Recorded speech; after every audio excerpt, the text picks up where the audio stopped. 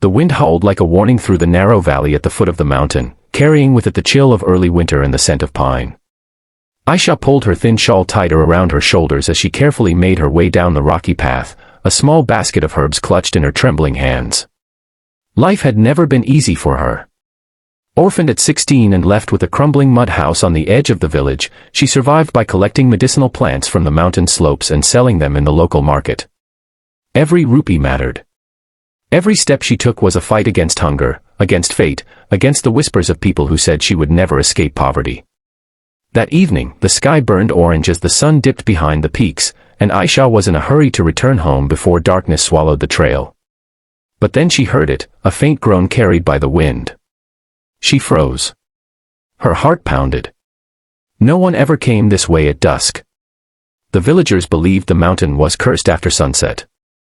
For a moment, fear gripped her legs, urging her to run.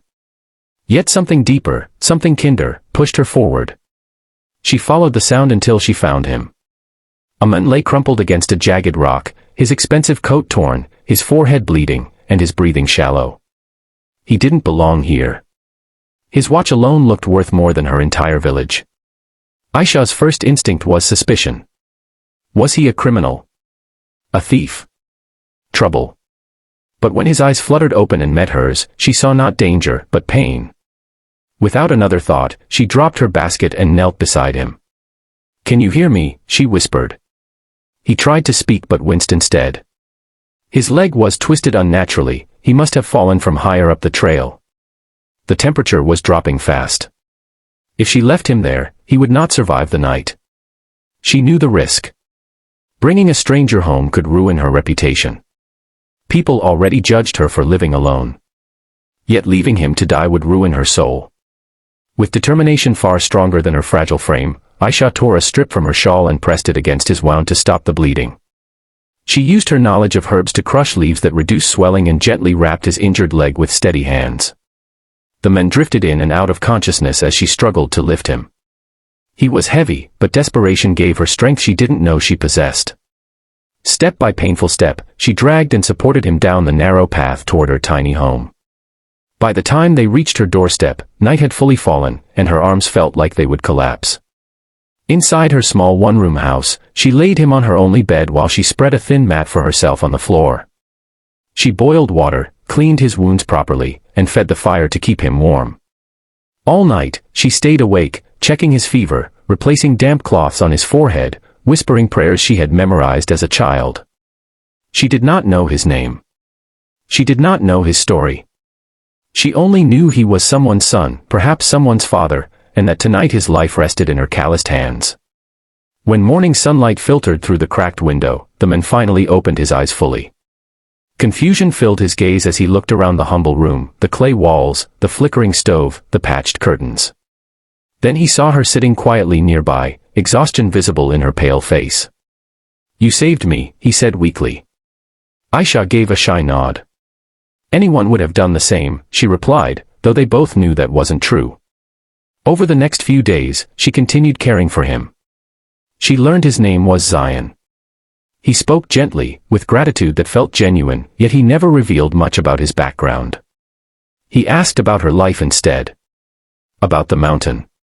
About how she survived alone. She answered honestly, though she avoided talking about her struggles in detail. Pride was the only wealth she had left. One afternoon, as he slowly regained strength, the distant roar of helicopters shattered the quiet valley. Aisha rushed outside in fear. Black vehicles climbed the dirt road, and men in suits poured out, scanning the area urgently. Her heart dropped. Had she unknowingly sheltered a dangerous man? Moments later, one of the suited men spotted Zion stepping out of the house with support from the doorway. "Sir," the men shouted in relief. "Sir?" Aisha looked at Zion in shock as the truth unfolded before her eyes. Zion wasn't just a traveler. He was Zion Rahmani, the billionaire CEO whose company dominated headlines, whose interviews played on television screens in shop windows she passed every day. The entire region had been searching for him after his hiking accident during a private retreat. The helicopters, the guards, the panic, it all made sense now. Aisha stepped back, overwhelmed. She suddenly felt small in her worn clothes and bare feet. But Zion looked at her not with superiority, but with something deeper, respect. Before leaving, he turned to her and said, "You saved my life when you had nothing to gain. I will never forget that." She didn't ask for money. She didn't ask for help. She simply nodded and wished him well. Days passed, and life returned to its quiet struggle. But one morning, a sleek car stopped outside her house. A legal team stepped out with documents that would change everything. Zion had purchased the land surrounding her home and built a small herbal processing center in her name, recognizing her knowledge and hard work. He created jobs for the village, ensured her education in botanical medicine, and established a foundation to support orphan girls, dedicated to the girl who once chose kindness over fear. Aisha stood at the foot of the mountain once more, tears in her eyes, realizing that sometimes destiny hides behind compassion. She had saved a man without knowing his worth in the world, and in return, he revealed her worth to herself. And maybe that's the true miracle, not wealth, not power, but the courage to help when no one is watching. If this story touched your heart and reminded you that kindness can rewrite destiny, make sure to subscribe to the channel and join us for more powerful stories that inspire, uplift, and prove that even the smallest act of goodness can change a life forever.